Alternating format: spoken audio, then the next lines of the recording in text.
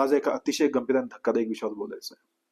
ऑस्ट्रेलियामधून एक health adviser येते इंडियामध्ये वापरले गेलेल्या रेबीज वॅक्सिन ब्रँड अभेऱ्याबद्दल, बॅच नंबर KA24014 बद्दल.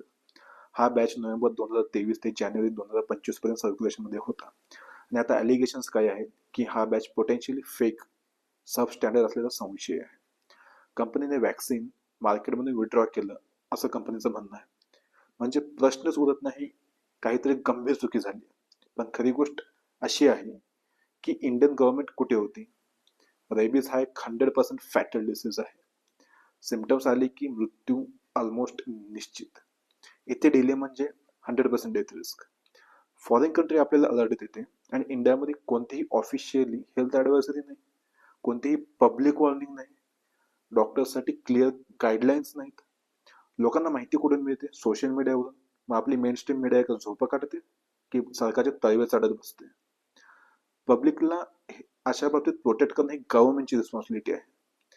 चुप राहणं किंवा इन्फॉर्मेशन लपवणं हे टोटली अनॲक्सेप्टेबल आहे.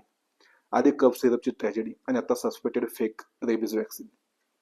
हा एक सरळ पॅटर्न होत चाललाय आणि हा एक सिस्टीम फेल्युअर आहे. आणि आता लोकांसाठी क्लिअर लाईफ सेव्हिंग मेसेज आहे की जर तुम्ही अभयरॅब नावाचं वॅक्सिन KA24014 नोव्हेंबर 23 पासून घेतलं असेल तर ताबडतोब डॉक्टरांशी कन्सल्ट करा. गरज वाटल्यास रिवॅक्सिनेशन करा. आणि रेबीजमध्ये रिस्क घेण्याचा प्रश्नच येत नाही. सो आणि this video is not to create the panic but to spread the awareness because prevention is always better than cure. So spread this information. Thank you.